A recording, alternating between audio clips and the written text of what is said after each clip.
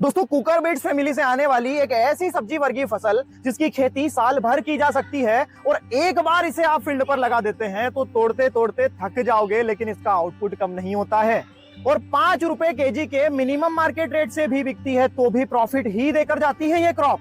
मैं बात कर रहा हूं लौकी की। अब सवाल ये आता है कि लौकी की खेती कैसे की जाती है। आइए जानते हैं लौकी की आधुनिक खेती कैसे की जाती है। चलिए शुरू करते हैं। दोस्तों, बिहार और उत्तर प्रदेश इस खेती में अग्रणी राज्य है जो कि 30 से 35% भाग प्रोड्यूस करते हैं जो भी पूरे देश में प्रोड्यूस की जाती है उसका। इसके अलावा भारत के लगभग सभी राज्यों में लौकी की खेती की जाती है।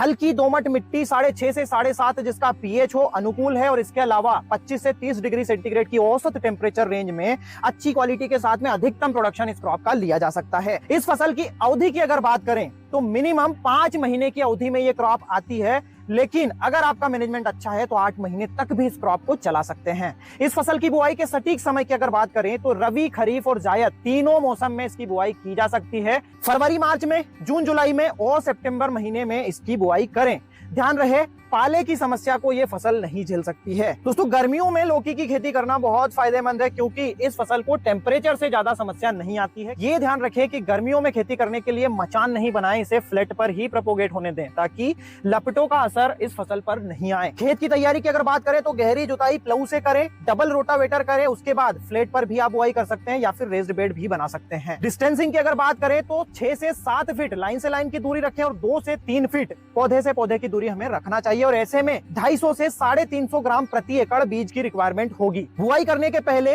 ये बेसल डोज जरूर डालें। लौकी की बेस्ट वेराइटीज ये रही स्क्रीन पर। ड्रिप सिलेक्शन करते समय ये जरूर ध्यान रहे कि ज्यादा डिस्चार्ज वाली ड्रिप सिलेक्ट करें क्योंकि इस फसल को ज्यादा पानी की रिक्वायरमेंट होती है। एक बेड पर डबल ड्रिप भी आप इस्तेमाल कर सकते हैं और 21 माइक्रोन से 25 माइक्रोन की थिकनेस तक का मल्चिंग पेपर आप इस्तेमाल कर सकते हैं। इस फसल में प्रमुख समस्याएं एंथ्रेक्नोज है, downy mildew, powdery mildew, leaf miner और फल मक्खी वाली समस्या आती है, तो इनके लिए रेगुलर स्प्रे करते रहें। फर्टिगेशन मैनेजमेंट की अगर बात करें तो शुरुआती अवस्था में इसमें 19-19 और 12-61-00 हमें चलाना चाहिए और इसके बाद में फ्लावरिंग स्टेज पर सल्फर, मैग्नीशियम, जिंक, कैल्शियम और बोरान की मात्रा देना चाहिए और फल भराव की स्टेज पर 11-42-11, 0-52-34 और 00-50 जैसी वाटर सॉल्युबल फर्टिलाइजर ग्रेड्स चलाना चाहिए। दोस्तों, 700 ग्राम से 1 किलो तक के फल की डिमांड ज्यादा रहती है, रेट भी अच्छे रहते हैं, तो इस अवस्था में ही तुड़ाई करवाएं और 2.5 महीने बुआई के बाद से लगते हैं पहली हार्वेस्टिंग आने में। क्या मिल जाता है इस क्रॉप से?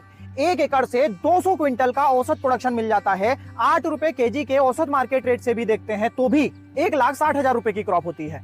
40 से 60,000 रुपए एकड़ तक की इसकी लागत आती है, मतलब 1 लाख रुपए का नेट प्रॉफिट ये क्रॉप आसानी से 5 महीने में दे देती है। दोस्तों, ये एपिसोड अगर आपको पसंद आया हो तो अपना वैल्यूएबल फीडबैक जरूर दीजिएगा, वीडियो को लाइक और ज्यादा से ज्यादा शेयर करिएगा। धन्यवाद।